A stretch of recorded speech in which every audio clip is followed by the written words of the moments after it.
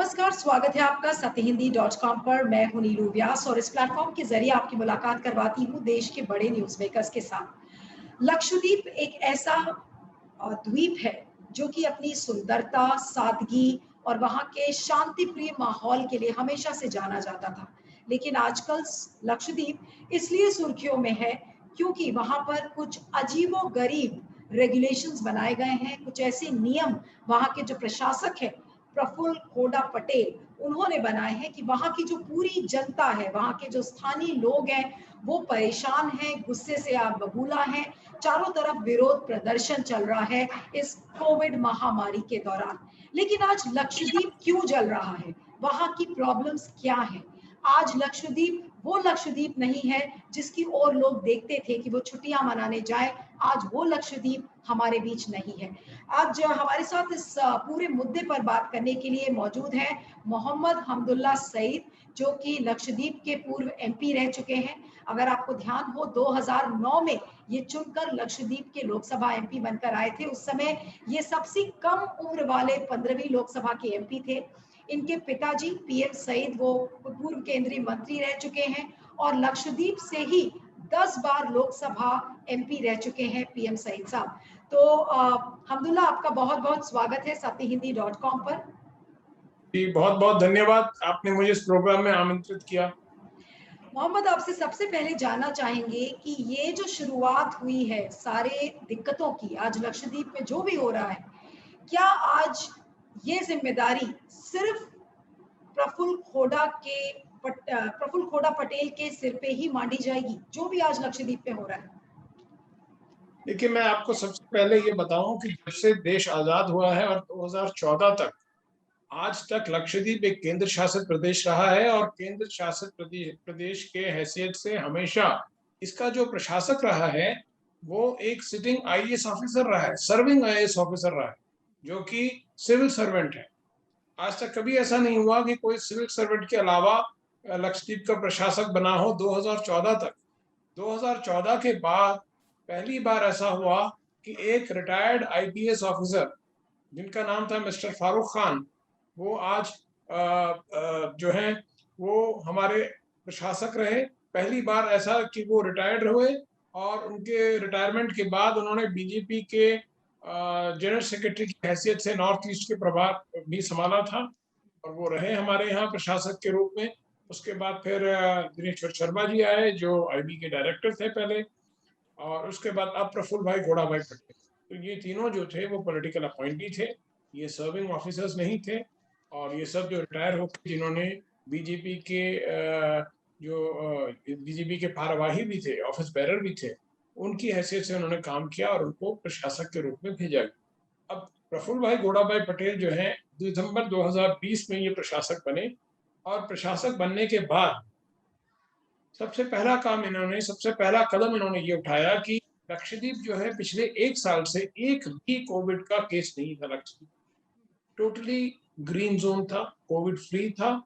एक व्यक्ति को वहां पर कोविड की पॉजिटिविटी नहीं हुई, लेकिन स्टैंडर्ड ऑपरेटिंग प्रोसीजर के चलते कोविड हम बचा पाए लक्षद्वीप। क्या था स्टैंडर्ड ऑपरेटिंग प्रोसीजर?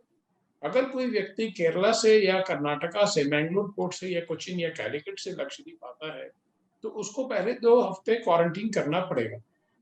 कहाँ पे? अपने डिपार्चर पॉइंट से, यानी कि केरला में और कुछ कर्नाटका में। और 2 हफ्ता क्वारंटीन करने के बाद उनको आरटीपीसीआर टेस्ट कराना पड़ेगा। आरटीपीसीआर के टेस्ट में अगर उनका रिपोर्ट नेगेटिव आता है तो उस नेगेटिव रिपोर्ट के साथ वो लक्षद्वीप आके 2 हफ्ता क्वारंटीन करके फिर वो जा सकते। लेकिन एसओपी को हटाने की बात प्रशासक ने जिद पकड़ ली कि हमें इसको हटाना है। हमने पूछा आप क्यों हटाना चाह रहे हैं? तो वो कहते हैं एडमिनिस्ट्रेशन ये कहता है कि हमारा जो इकोनॉमिक एक्टिविटीज है, जो हमारे यहाँ पे जो इकोनॉमिक एक्टिविटीज चल रहे थे वो बहुत मंदी में जा रहा है, बहुत धीरे जा रहा है और काम चल नहीं रहा है, इसमें हमें एसओपी हटाने की जरूरत है। हमने ये कहा कि भाई इंसान या आदमी जिंदा रहेगा तभी इकोनॉमिक एक्टिविटीज का फायदा होगा। अगर यहाँ कोविड आ गया तो एडवांस मेडिकल फैसिलिटीज बहुत ज्यादा नहीं है। एक सुपर स्पेशलिटी हॉस्पिटल है अगाती में, बाकी सब आइलैंड के लोग क्या करेंगे? उनको मेनलैंड ले जाना पड़ेगा। कितनों को आप इवैक्यूएट कर सकते हैं? जिस पर उन्होंने जिद जताई और उन्होंने एसओपी को विड्रॉ कर दिया। एसओपी की विड्रॉ करने के बाद जितने राजनीतिक पार्टी के कार्यकर्ता और अध्यक्ष थे और चुने हुए जो रिप्रेजेंटेटिव्स थे जिला पंचायत के और ग्राम पंचायत के, उन्होंने सबने धरना किया इसके खिलाफ, इसके विरोध में जो एसओपी विड्रॉ किया, क्योंकि ये तो बहुत डेंजरस है। अगर एसओपी आप हटाएंगे तो कोविड आएगा और उसके लिए आपके पास कोई मैकेनिज्म नहीं है कि हम उसको कैसे काउंटर करेंगे। अच्छा, उसके बाद इन्होंने ये किया कि जब ये चले गए, एसओपी जब विड्रॉ कर दिया गया तो लोगों ने धरना किया और जिन लोगों ने धरना किया उन सबके ऊपर एफआईआर कर दी और नॉर्मल इंडियन पीनल कोड के तहत उसमें उनके खिलाफ एफआईआर की और इतने स्ट्रिंजेंट दफाएं लगाई थी कि उनको एक एक डेढ़ महीने तक जमानत ही नहीं मिल रही है। लोगों ने केरला हाई कोर्ट अप्रोच किया और उसको किसी तरह जमानत करवाया 1.5 महीने के बाद। तो ये हालत है लक्षद्वीप में जब प्रशासक और प्रशासन ने गुंडा एक्ट नहीं लगाया। यदि गुंडा एक्ट लगता है तो फिर वो तो 1 साल तक वो तो बाहर की दुनिया देख ही नहीं सकते। नहीं, तो लेकिन ये मोहम्मद, ये जो सारी प्रॉब्लम्स हैं, आज आप कोड़ा पटेल जी का इंटरव्यू अगर आप देखें कहीं पे भी और किसी भी चैनल से उन्होंने बात की है, तो उन्होंने एक बात कही कि आज विकास हमको लाना है लक्षद्वीप में, और लोग मालदीव्स घूमने जाते हैं लेकिन लक्षद्वीप नहीं आते हैं, इसलिए हम ये जो 36 आइलैंड्स जो छोटे छोटे हैं, उन 36 आइलैंड से हम 100 आइलैंड्स बनाएंगे और इसको एक टूरिज्म का हब बनाएंगे। ये कितना कारगर, ये पूरा जो विकास यात्रा है जो बीजेपी की, ये कितनी कारगर लक्षद्वीप में साबित होगी, क्योंकि यहाँ के जो स्थानीय लोग हैं वो इसके खिलाफ हैं। कि मैं आपको सबसे पहली बात ये बताऊं, लक्षद्वीप जो है बिल्कुल इकोलॉजिकली बहुत फ्रेजाइल है। इकोलॉजिकली बहुत फ्रेजाइल होने के और एनवायरमेंटल प्रॉब्लम्स होने की वजह से एक टापू के ऊपर कोई इंफ्रास्ट्रक्चर या कंक्रीट बिल्डिंग या इवन प्री फैब्रिकेटेड स्ट्रक्चर बनाने का एक लिमिट है। आप उस लिमिट को क्रॉस करके अगर उस पर ज्यादा जोर देंगे तो वो आइलैंड की भूमि पर ज्यादा जोर होगा और जिससे कि आइलैंड जो है पानी के नीचे जाने का भी उसमें डर है।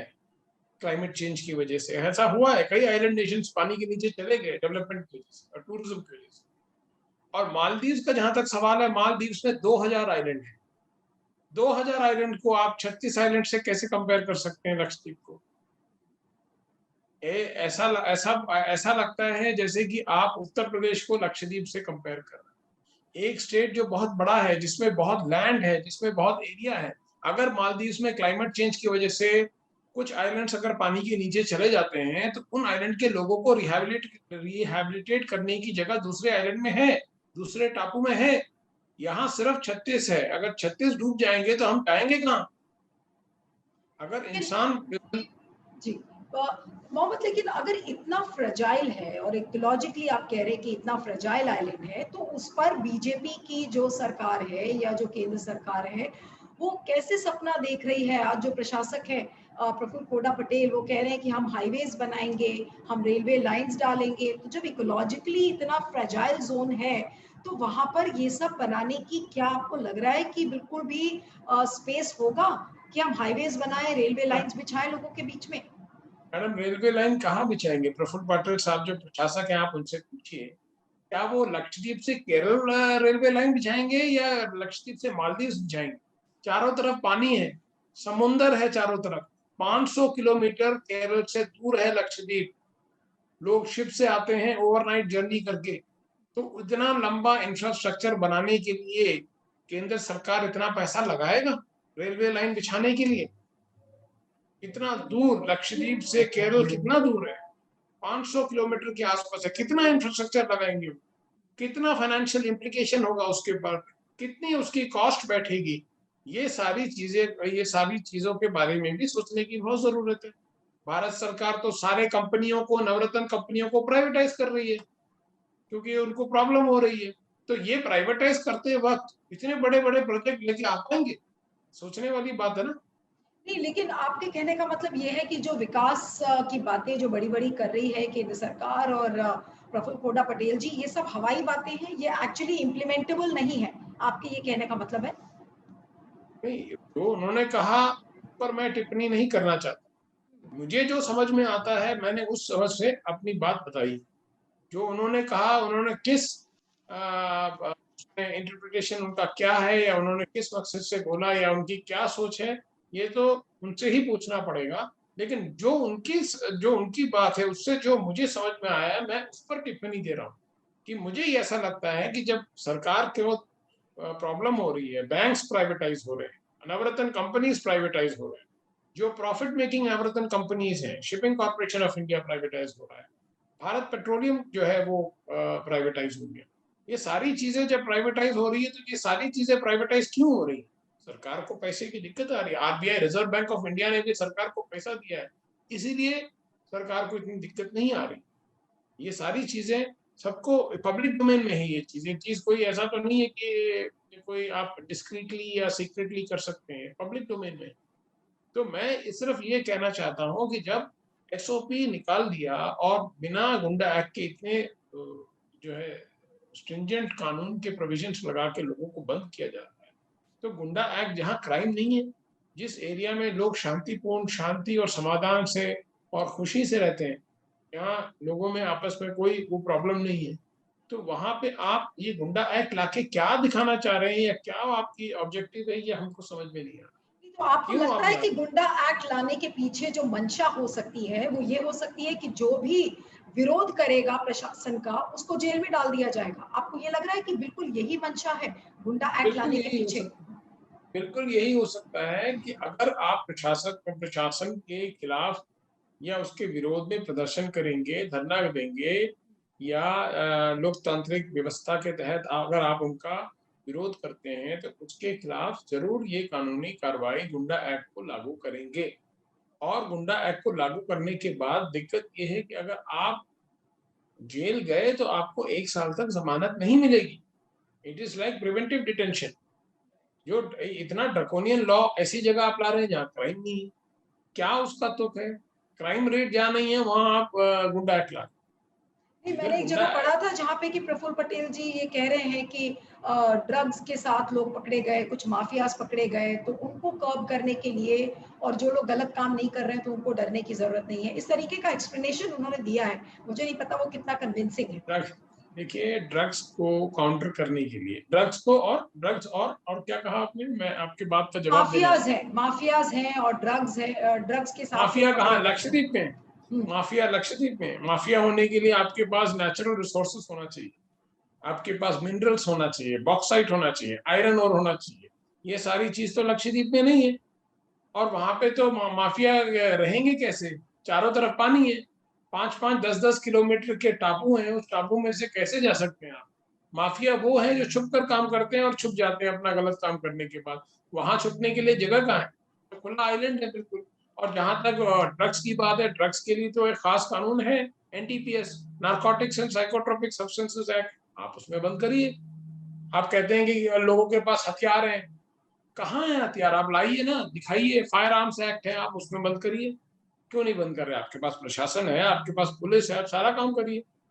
और फिर आप ये ऐसा, मुझे जो समझ में आता है, एडमिनिस्ट्रेशन को अपनी anti policies, anti people policies, लोगों के जो क्या कहते हैं उसको, लोगों को हानि पहुंचाने वाले जो नीतियां हैं, उनको लागू करने के लिए अगर उसका कोई विरोध करता है, तो उसको दबाने के लिए, उसको जो है बंद करने के लिए ये गुंडा एक्ट लाया गया है, जो मुझे समझ में आता है। लेकिन जी, एक सवाल और भी आता है। आपने कहा कि लोगों को हानि पहुंचाने के लिए इस तरीके की एंटी पीपल पॉलिसीज वहाँ का प्रशासन लेकर आया है। ये बात किसी से छुपी नहीं है कि जो 97% पॉपुलेशन है लक्षद्वीप की, वो मुसलमानों की है, शेड्यूल्ड ट्राइब्स की है।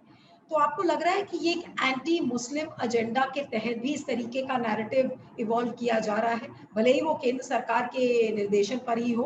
तो ये आपको लग रहा है कि कहीं ना कहीं मुसलमानों का दमन या एक तरीके का एक कम्युनल कॉन्फ्लिग्रेशन आप जिसे कहते हैं, वो उसका भी एक संकेत है? देखिए, ऐसा तो नहीं है कि ये 97% मुसलमान जो है अभी हुए हैं। लक्षद्वीप जब से था, तब से मुस्लिम Exactly. ही रहते थे, वहां पे मुसलमान ही रहते थे। माइनॉरिटी जो हिंदू धर्म को मानने वाले थे, वो 4%, 3% जो थे, वो तो अभी भी रहते हैं। लेकिन अगर ये मुस्लिम हिंदू की अगर बात कर रहे हैं, तो मेरे हिसाब से बिल्कुल भी ये मुस्लिम एजेंडा नहीं है। ये वहाँ का कल्चरल इशू है, वहाँ का खान पान, वहाँ का रहन सहन, वहाँ का तौर तरीका, वहाँ के लोग जैसे कपड़े पहनते हैं, लोग जैसे बात करते हैं, भाषा, बोली, खान पान, रहन सहन, ये बिल्कुल अलग है। इसमें रिलीजन से क्या लेना देना, रिलीजन से क्या लेना देना। कई लोग इस चीज को कह रहे हैं कि क्योंकि घोड़ा पटेल साहब आरएसएस से बहुत करीबी रहे हैं, तो बीजेपी अपना हिंदुत्व का एजेंडा लक्षद्वीप पर थोपना चाह रही है। तो ये कितना सही परसेप्शन है? का एजेंडा जो आरएसएस या बीजेपी जो है, वो उनका आइडियोलॉजी है, वो सब लोगों को मानना कोई ऐसा जरूरी तो नहीं है। देश संविधान से चलेगा, है ना। इस बीजेपी की आइडियोलॉजी, आरएसएस की आइडियोलॉजी से तो नहीं चलेगा। भारत के संविधान, हर व्यक्ति जो इस देश में पैदा हुआ है, जो इस देश में रहा है और जो इस देश का नागरिक है, उसके लिए सबसे बड़ी जिम्मेदारी भारत के संविधान की तरफ।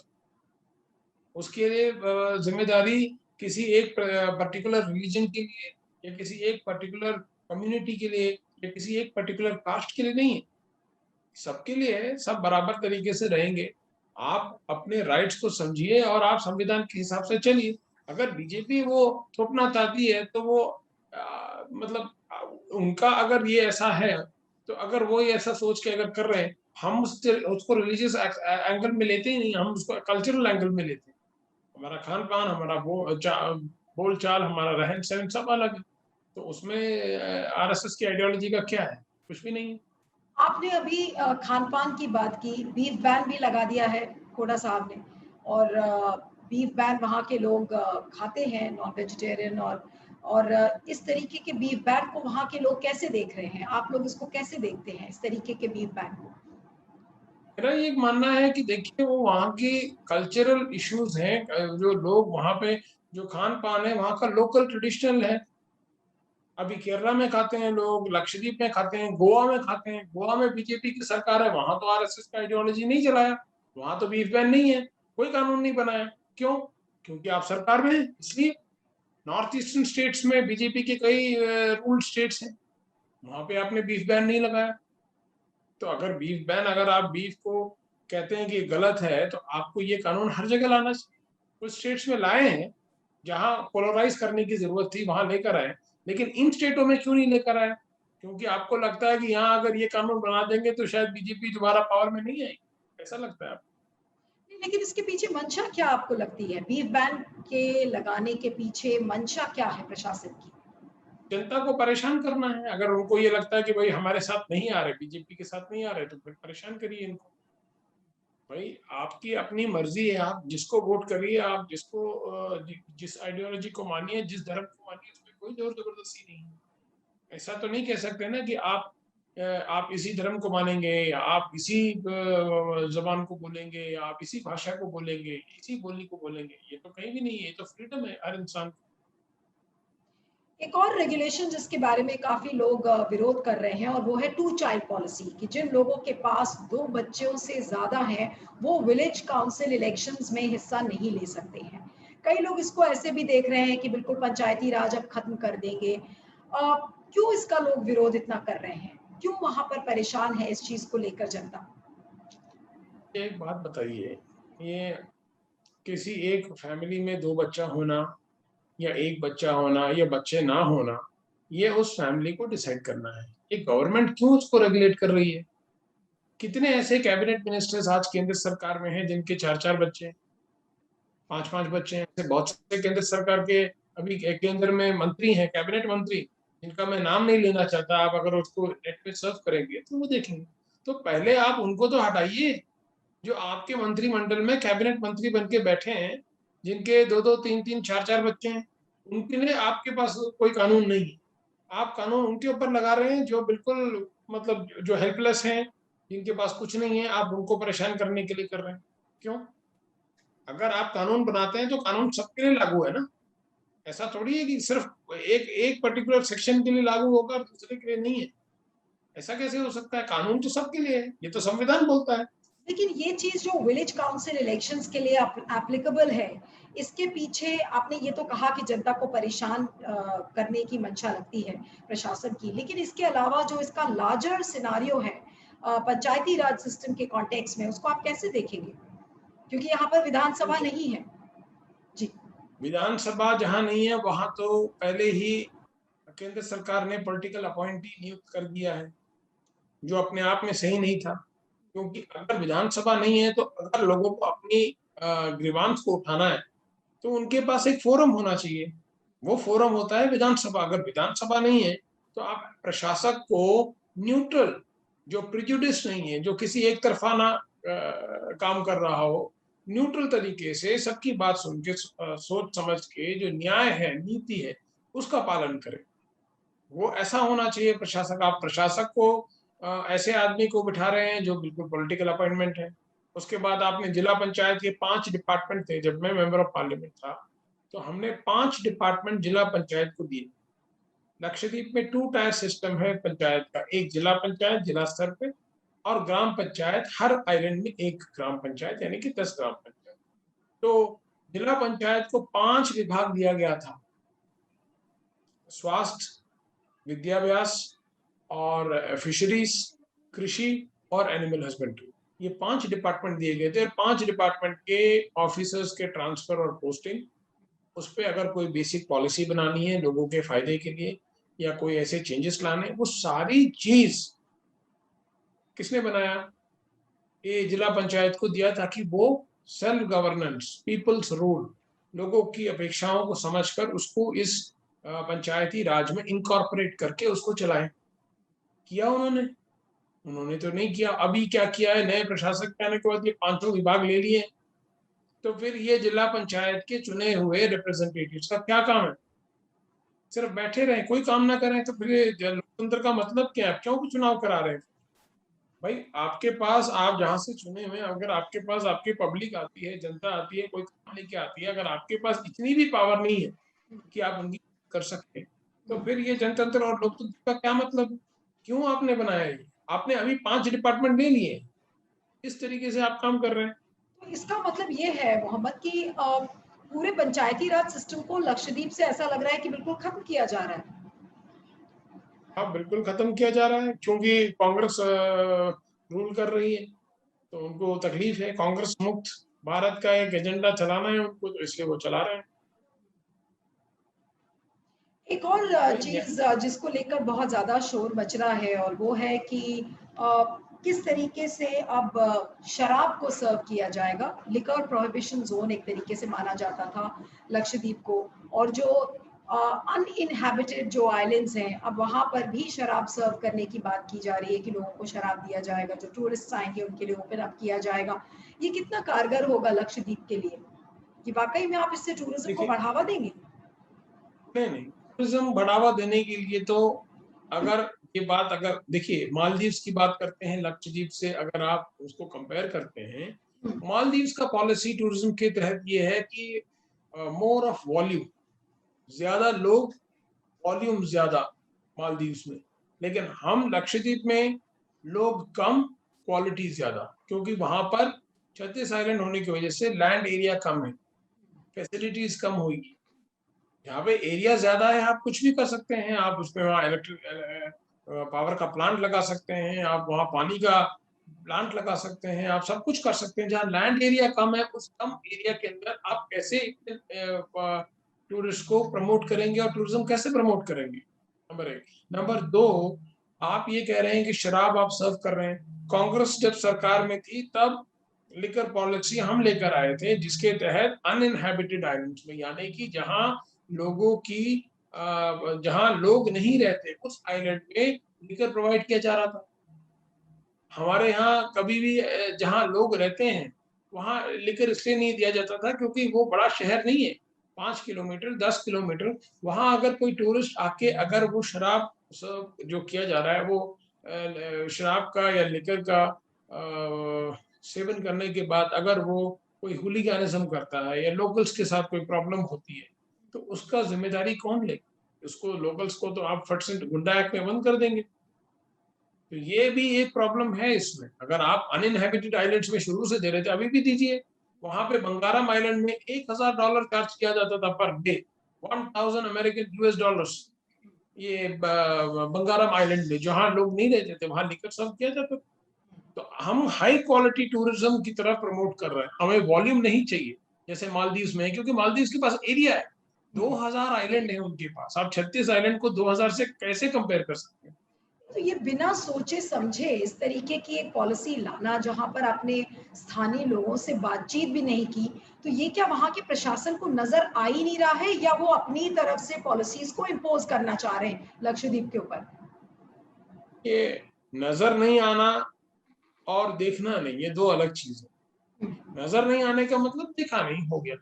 लेकिन अगर अगर आप जानबूझकर सब कुछ जानकर अगर ऐसे कर रहे हैं जैसे आपने देखा नहीं, तो उसके लिए तो कोई सोल्यूशन नहीं है।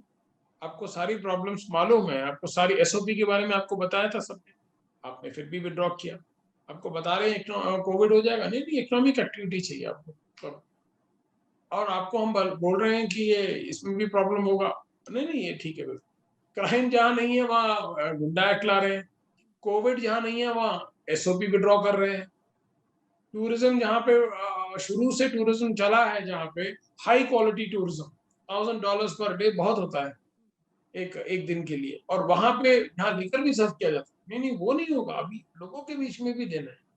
आपने प्रशासक जी तो पूर्व गृह मंत्री रह चुके हैं गुजरात सरकार में, तो उन्होंने अपने स्टेट में तो ड्राई स्टेट कर रखा है, बूट लेगिंग अलाउड नहीं किया।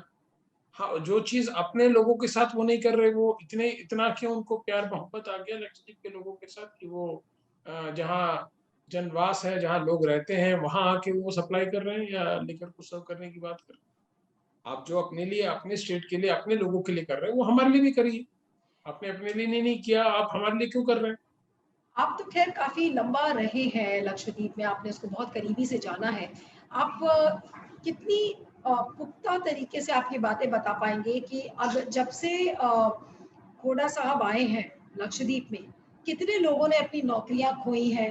मैं कई जगह पर पढ़ रही थी कि बहुत सारी डेयरीज बंद हो चुकी हैं, क्योंकि ऐसी खबरें आ रही हैं, अभी कितनी सच है मुझे नहीं पता, इसीलिए मैं आपसे ये सवाल कर रही हूँ कि खोड़ा साहब गुजरात की कोई डेयरी यहाँ पर लक्षद्वीप में बसाना चाह रहे हैं, बड़ा जो डेयरी अमूल, जायंट है। अमूल। तो हाँ, तो ये इसमें कितनी सत्यता है?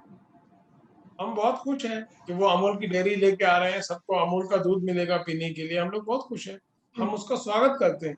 लेकिन अमूल दूध लाके आप पूरे आइलैंड में सप्लाई करके आप ये कह रहे हैं कि हम एनिमल हस्बेंड्री डिपार्टमेंट हम बंद करेंगे। हम्म, 31 मई लास्ट डेट है एनिमल हस्बेंड्री डिपार्टमेंट को वाइंड अप करने का, बंद करने का। उसमें जो कैटल्स थे, पशुपालन होता था, जो मुर्गियां होती थी, अंडे होते थे या मटन होता था, वो सब बंद कर रहे हैं। उन सबको ऑक्शन करने का ऑर्डर इन्होंने प्रशासक जी ने इशू कर दिया है।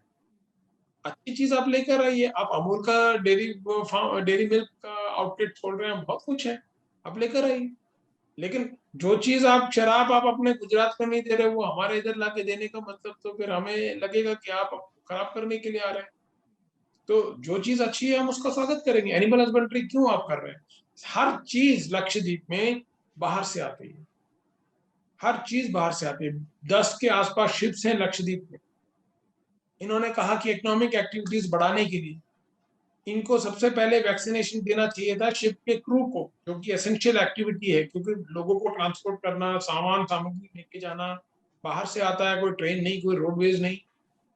इन्होंने उनको वैक्सीनेशन का कोई आदेश ही नहीं दिया। अब हालत ये है कि सिर्फ 2 शिप चल रहा है जिसमें सारे आइलैंड्स को कैटर कर रहा है, और बाकी 8 शिप बंधे हुए हैं, 6 से 7 शिप, 8 शिप बंधे हुए हैं, क्योंकि क्रूज को कोविड पॉजिटिव हो गया। और कल कलेक्टर का प्रेस कॉन्फ्रेंस था, जब इतना प्रेशर बना तो कलेक्टर कोचिन आए थे प्रेस कॉन्फ्रेंस करने की। उसमें बता रहे हैं कि 2 ऑक्सीजन प्लांट बन के खत्म होने वाला है। कहाँ लगा है ऑक्सीजन प्लांट बताइए? 109 डेथ हेल्थ मिनिस्ट्री कह रही है कि हो चुका है कोविड के तहत, और कलेक्टर का कल प्रेस कॉन्फ्रेंस था, उसमें उन्होंने पता नहीं मेरे ख्याल से 30-20 के आसपास बोला, मुझे ध्यान नहीं है अभी, बहुत कम बोला। तो हेल्थ मिनिस्ट्री का रिपोर्ट का एक जो नंबर है वो अलग है, और एडमिनिस्ट्रेशन का अलग है। जो एडमिनिस्ट्रेशन नंबर्स देती है वो हेल्थ मिनिस्ट्री अपने वेबसाइट पे या अपने डोमेन में लगाती है। ठीक है, डेथ टोल को लेके तो हर जगह से ही सिर्फ लक्षद्वीप ही नहीं, हर राज्य से सब सुनने में यही आ रहा है कि डेथ टोल को अंडर रिपोर्ट किया जा रहा है। लेकिन एक और इशू जो आपसे बात करना चाहूंगी और जो कि बहुत ही इंपॉर्टेंट है, वो है लक्षद्वीप डेवलपमेंट अथॉरिटी रेगुलेशन के बारे में, जो ये LDAR लेकर आ रहे हैं। इसका लोग पुरजोर तरीके से विरोध कर रहे हैं, क्योंकि उनको लग रहा है कि उनकी जमीन छिन जाएगी और वो घर जैसा चाहे वैसा नहीं बना सकते। ये क्या-क्या प्रावधान है जिसका वाकई में वहां पर लोग विरोध कर रहे हैं? देखिए, Lakshadweep land and building development authority regulation 2021 की जो नोटिफिकेशन आई, उसके तहत ये कहता है कि अगर कोई व्यक्ति अपने घर में रह रहा है तो हर 3 साल में उसे अपने घर का लाइसेंस एक्सटेंड कराना पड़ेगा एडमिनिस्ट्रेशन से, टाउन प्लानर्स, जो कि आज तक नहीं हुआ। लक्षद्वीप को शेड्यूल ट्राइब का स्टेटस क्यों दिया है भारत के संविधान ने? इसलिए नहीं कि वहां पे ट्राइबल लोग हैं, इसलिए नहीं कि वहां मुसलमान हैं, इसलिए दिया है क्योंकि वो ज्योग्राफिकली आइसोलेटेड, कटा हुआ है, बाकी देश से, बाकी लैंड से कनेक्टेड नहीं है, वो बिल्कुल अरब सागर में अलग है, इसीलिए उनको दिया हुआ है। अभी सबसे बड़ी बात यह है कि अगर ये स्टेटस दिया है तो उस स्टेटस के तहत जो शेड्यूल ट्राइब है वही जमीन ले सकता है, वही जमीन बेच सकता है, यानी कि लोकल ही जमीन अपना ले सकता है, लोकल ही जमीन अपना बेच सकता है। अगर इसको हम ओपन कर दें तो किसी भी बड़े कॉर्पोरेट को आके 0.32 स्क्वायर किलोमीटर लेने में कितना पैसा लगेगा? बहुत कम पैसा, उनके एक जेब में जितना पैसा होगा वो काफी होगा शायद। तो कहने का मतलब ये है, वहां के लोगों को प्रोटेक्ट करने के लिए और उनकी एग्जिस्टेंस पर दिक्कत ना आने के लिए भारत के संविधान में ये प्रावधान दिया गया है। आप उस प्रावधान को हटा रहे हो, या इस ये LPDR जैसी चीजों के लेके आगे आप उस चीज को डाइल्यूट कर रहे हो। और उसमें यह है कि अगर आपको 3 साल के बाद एक्सटेंशन नहीं मिली तो ना मिलने की वजह से आपका घर डेमोलिशन का ऑर्डर लग जाएगा, और डेमोलिशन अगर आप नहीं करते तो आपको पेनल्टी भरनी पड़ेगी 2 लाख रुपए की। ये कहाँ का कानून है भाई? ये कहीं किसी देश के किसी भी राज्य में या किसी भी केंद्र शासित प्रदेश में नहीं है, किसी दुनिया के किसी कोने में नहीं है। अगर आप 2 लाख रुपए नहीं दे पा रहे तो पर डे, जब तक आप 2 लाख नहीं देते, 1000 रुपए पर डे। ये क्या ये है भाई? ये तो वाकई में ड्रैकोनियन है। लेकिन मोहम्मद, आपसे पूछ रही हूँ कि ये जो विकास के नाम पर, आपको नहीं लग रहा है कि केंद्र सरकार द्वारा या प्रशासन द्वारा लक्षद्वीप के खिलाफ बहुत ज्यादा ये भेदभाव है? देखिए नीलू जी, सबसे बड़ी बात यह है कि विकास की परिभाषा क्या है बीजेपी के लिए, केंद्र सरकार की? केंद्र सरकार के लिए विकास की परिभाषा है, जहां कोविड ना हो वहां SOP निकाल के कोविड लेकर आओ, जहां क्राइम ना हो वहां गुंडा एक्ट लेके वहां लोगों के ऊपर केस लगा के उनको गुंडा बनाओ, जहां जमीन जो लोकल लोग ही ले सकते हैं, बेच सकते हैं, उनकी जमीन हड़प लो, लैंड ग्रैब कर लो। ये है केंद्र सरकार की विकास की परिभाषा, जो मुझे समझ में आया। क्योंकि आप कोई भी काम, आप कोई भी कानून या कोई भी वेलफेयर पॉलिसी लोगों के लिए, विकास के लिए अगर करते हैं तो उसका रिजल्ट तो बताओ, उसको जस्टिफाई तो करो। कैसे जस्टिफाई करोगे आप? ये जो काम आपने किए हैं तो क्या क्या जस्टिफिकेशन है आपका? अभी कहाँ इकोनॉमिक एक्टिविटीज चल रहा है? सारे आइलैंड्स में धारा 144 कर्फ्यू लगा के बंद करके रखा हुआ है, कर्फ्यू इम्पोज कर रखा है हर जगह, कोई कहीं जा नहीं सकता, कोई कहीं आ नहीं सकता, जो बाहर निकल रहा है उस पर फाइन लगाया जा रहा है। लॉकडाउन की रेस्ट्रिक्शंस लगा रखी है, ट्रिपल लॉकडाउन की रेस्ट्रिक्शंस। जो छोटी मोटी किराना की दुकानें या किराना स्टोर्स होती थी, या छोटी मोटी दुकानें जो चलती थी जब कोविड नहीं था पूरे टाइम, वो लोग अपनी दुकानें बंद करके बैठे हैं, दिन में 3 घंटा 4 घंटा ही कर सकते हैं। क्या सरकार उनको या प्रशासन उनको भत्ता दे रही है, या उनको अनएम्प्लॉयमेंट वेजेस दे रही है कि वो घर पे बैठे? वहां पर तो कोई ऐसी फैक्ट्री नहीं है, वहां पे कोई ऐसी इंडस्ट्री नहीं है, ना आप लगा सकते हैं वहां के एनवायरमेंटल प्रॉब्लम्स की वजह से। तो ज्यादातर लोग मछुआरे हैं, या नारियल के पेड़ पे चढ़ने वाले, उसी से उनका गुजारा होता है, या फिर गवर्नमेंट एम्प्लॉई है। गवर्नमेंट एम्प्लॉय का तो छोड़ दो, चलो वो महीने की वेतन लेके जा रहा है, लेकिन बाकी लोगों के बारे में क्या? बाकी लोग कैसे वो जिएंगे? उनको अपना घर नहीं चलाना क्या? तो क्या आप उनके लिए अनएम्प्लॉयमेंट वेजेस दे रहे हैं? कि आपके बनाए हुए ये प्रॉब्लम है कोविड का, आप खुद लेकर आए, लेकिन हमने तो हमारे यहाँ कोविड फ्री था तो आप लेकर आए जबरदस्त। तो ये सारी बातें जो है, तो हमें लगता है कि विकास की परिभाषा ये है कि जितना जो कुछ है वो सब ले लो, और जो कुछ नहीं है उसके बारे में बोलते रहो कि हम ये कर देंगे, हम वो कर देंगे। जब लोग नहीं चाहते वहां पे, पूरे 4 किलोमीटर 5 किलोमीटर के आइलैंड में 5 मीटर की सड़क है, आप कह रहे हैं कि हम 15 मीटर की सड़क बना के हाईवे जैसी बनाएंगे। क्यों हाईवे जैसी, जरूरत क्या है? 5 किलोमीटर के टापू में 15 मीटर की हाईवे की रोड बनाने का क्या मकसद है, क्या ऑब्जेक्टिव है? कितने घर टूटेंगे, कितने घर और कमर्शियल एस्टेब्लिशमेंट टूटेंगे सड़क के नाम पर? जरूरत क्या है? किसी चीज को आपको अगर लेना है तो उसकी जरूरत भी तो आपकी जस्टिफिकेशन होनी चाहिए। बिना जस्टिफाई किए आप कुछ भी कर जा रहे हैं। नहीं, तो इसका कारण आपको क्या लगता है? जितनी भी बातें आपने बताई हैं और आपसे ज़्यादा अच्छा लक्षद्वीप को कोई नहीं समझता है। आपको क्या लगता है कि केंद्र सरकार के निर्देशन पर ही यहाँ का जो प्रशासक है, मिस्टर खोड़ा पटेल, वो क्या केंद्र सरकार के निर्देशन पर ही काम कर रहे हैं?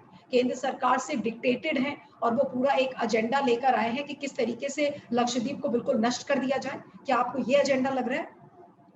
देखिए, अभी तक जो उन्होंने कदम उठाए हैं, अभी तक जो काम उन्होंने किए हैं, उससे तो बर्बादी हो रही है। जो कॉन्ट्रैक्ट में नर्सेस होते थे, पैरामेडिकल स्टाफ, उन सबको निकाल दिया। कॉन्ट्रैक्ट में जो टीचर्स होते थे, अध्यापक लोग होते थे, उन सबको निकाल दिया। कॉन्ट्रैक्ट में जो कुछ और एम्प्लॉयज थे, उनको निकाल दिया। अभी उनके आने के बाद ही इतनी ज्यादा रिट्रेंचमेंट हुई है, इतनी ज्यादा लोगों को बेरोजगारी हुई है जिसकी हद नहीं। और अभी इस बीच में इन्होंने ये ऑर्डर निकाला परसों के 3 महीने तक फिशिंग पे कोई नहीं जाएगा। क्यों नहीं जाएंगे फिशिंग पे? वहां मौसम खराब है। अब फिशिंग पे अगर नहीं जाएगा तो आदमी जिएगा कैसे, अपने घर को कैसे करेगा? तो फिर चोरी होगी, फिर चोरी होगी तो फिर गुंडा एक्ट लगेगा। तो ये मंशा है इस तरीके की। अच्छा, दूसरी चीज ये, जो एनवायरमेंटल वार्डन्स जिनको अभी बनाया था 6 महीने पहले, 150 के आसपास, जिनकी 1 साल की ट्रेनिंग हुई और सब कुछ हुआ, उसके बाद उनको रिक्रूट किया गया। उन 150 एनवायरमेंटल वार्डन्स को निकाल दिया। ये कह गए कि अभी मानसून सीजन है, अभी आपकी जरूरत नहीं है, और मानसून सीजन के बाद हम देखेंगे कि अगर आपकी जरूरत है या नहीं। तो भैया 1 साल का ट्रेनिंग करके सरकार का पैसा क्यों वेस्ट किया?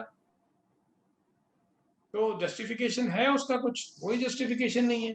लोगों की नौकरियां आप वो कर रहे हो, इतनी सारी प्रॉब्लम्स हो रही हैं, तो उसके लिए आपको जिम्मेदारी लेनी पड़ेगी ना, प्रशासन को ही जिम्मेदारी लेनी पड़ेगी।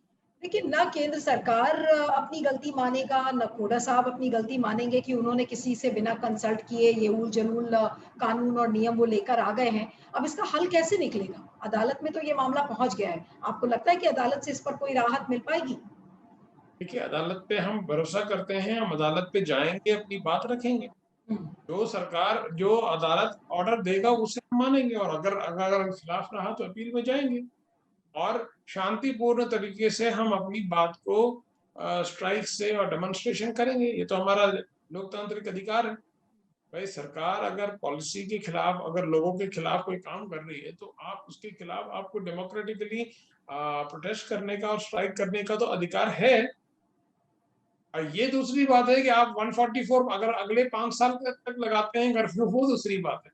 हाँ, तो उसपे तो हमें कुछ कहने की बात नहीं है, लेकिन लेकिन ये बात अगर आप ये बात लेकिन क्लियरली मानते हैं कि खोड़ा पटेल जी जो लक्षद्वीप का जो संवैधानिक ढांचा है उसको उन्होंने बिल्कुल तोड़ मरोड़ कर और बिल्कुल ध्वस्त कर दिया है।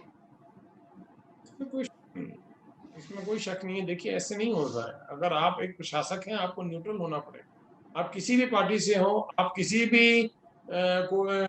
भी आइडियोलॉजी से आपका नाता हो, हम्म। जब आप किसी चेयर पर फंक्शनली होकर संवैधानिक पोस्ट पे बैठते हैं, तो आपको निष्पक्ष रूप से, न्यूट्रल तरीके से आपको सबकी बात सुननी पड़ेगी, सबकी मदद करनी पड़ेगी, सबका काम करना पड़ेगा।